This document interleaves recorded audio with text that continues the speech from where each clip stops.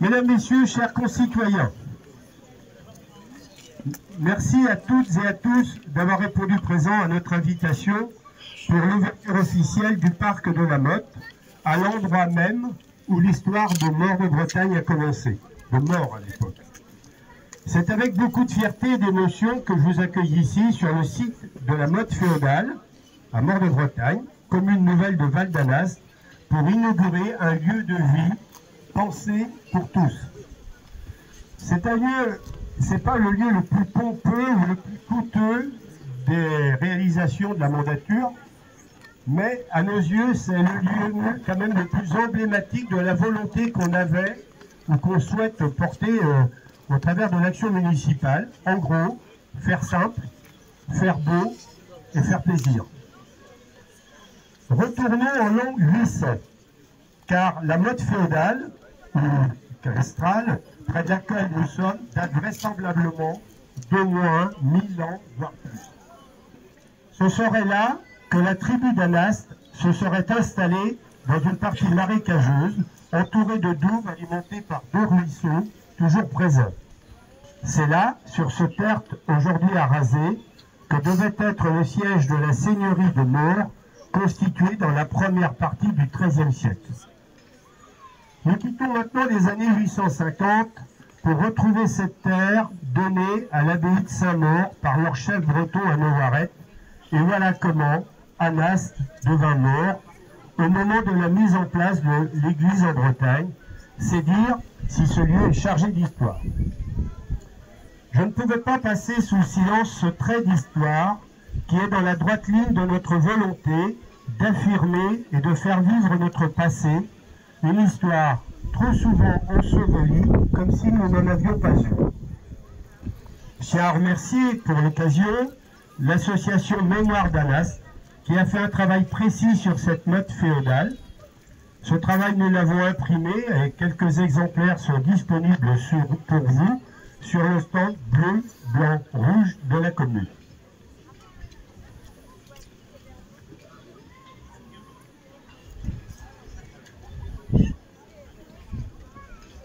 Mais comme dit l'expression populaire, revenons à nos moutons.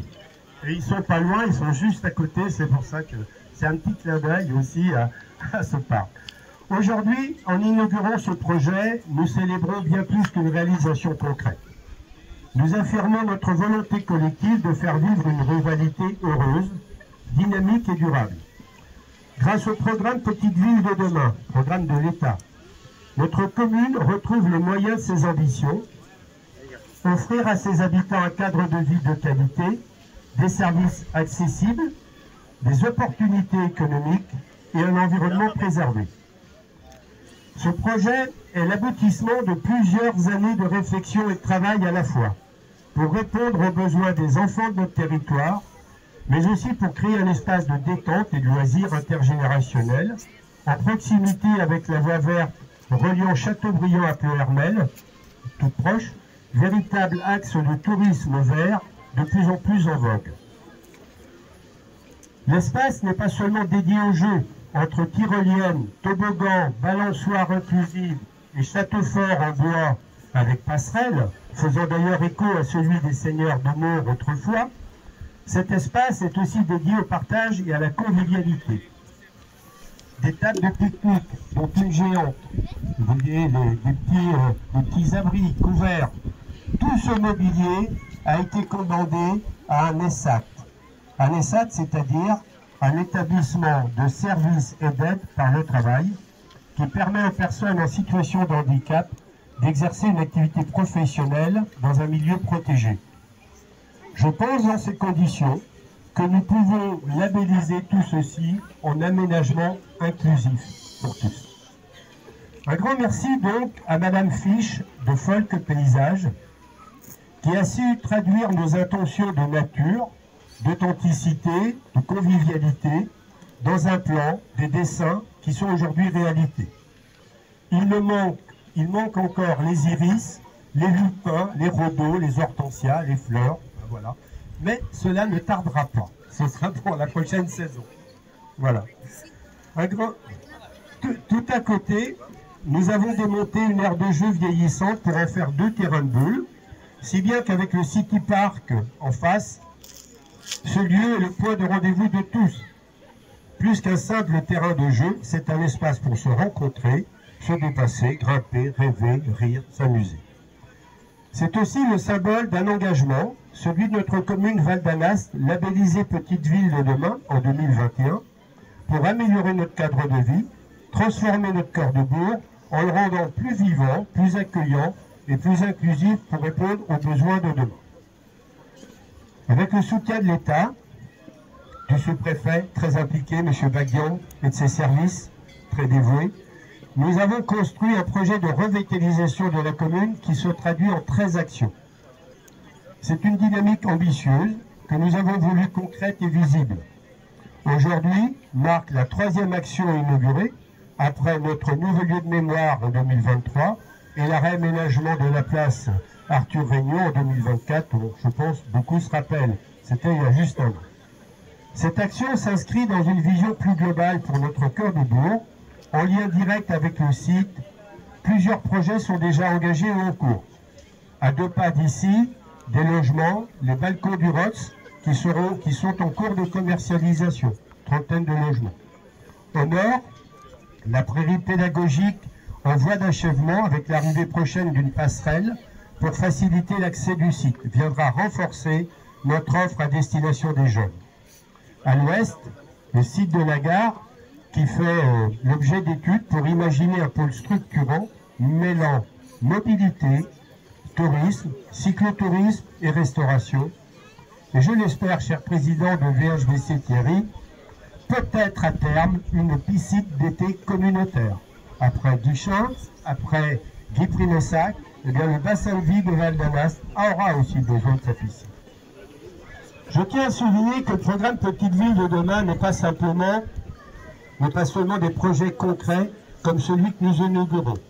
Il nous permet de bénéficier d'accompagnement technique et financier indispensable à nos équipes et pour concrétiser nos ambitions. Mais surtout, il nous donne la possibilité d'imaginer le futur autrement. Ce programme court jusqu'en octobre 2027, nous permettant de continuer à avancer, et une prolongation du programme Petite Ville de demain serait la bienvenue. Voilà. Permettez-moi, Madame la Ministre, chers collègues, chers amis, d'exprimer ma vision de la ruralité au travers de ces aménagements. Je le disais, c'est celle de la ruralité heureuse, celle du temps long, celle où il fait bon vivre. C'est la ruralité ouverte au monde, s'appuyant sur la relation à l'autre. C'est une vision, celle d'un territoire où il fait bon vivre, travailler, s'engager. Une ruralité qui n'est pas en marge, mais au cœur des transitions écologiques, sociales et numériques. Une ruralité qui attire, qui innove.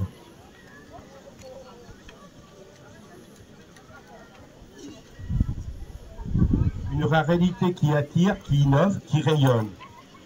Une ruralité qui sait faire sa mue pour faire face aux inévitables changements du temps. À ce titre, la commune nouvelle est une réponse tout à fait adaptée aux habitants d'un bassin de vie. Ici, ce sont toutes les familles de toutes les communes que je croise. Elles ne sont pas simplement que de Val d'Anast, avec leurs enfants et les grands-parents, et c'est tant mieux. Cet endroit est celui de tous, et nous devons mener notre action en ne pensant qu'à nos habitants pour leur apporter service et qualité de vie, et je disais, et parfois, moi, notre petite chapelle. Je remercie bien sûr tous nos partenaires techniques et financiers pour leur soutien. Je remercie la chef de projet Petite Ville de demain, Justine, qui est par là, à droite, voilà. Justine qui partage son temps sur le même thème avec 2 autres communes de VHBC, Guichin et Guy-Primessac. Thierry, le maire de Guy-Pri, est ici.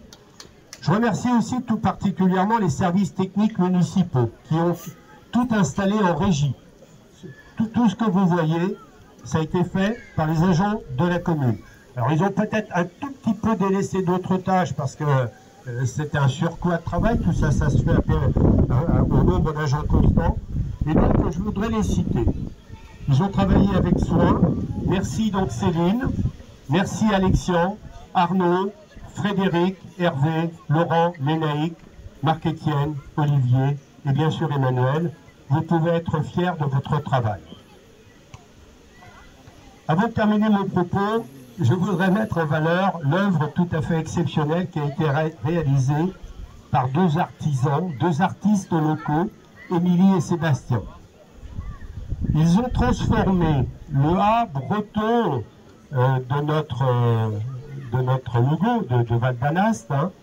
Ils ont transformé le A breton en forme d'hermine d'Anast, en banc et en table, appelant chacun à discuter, à partager, assis sur la douceur du bois poli par leurs mains expertes. Un grand merci donc pour le don que vous faites à la commune.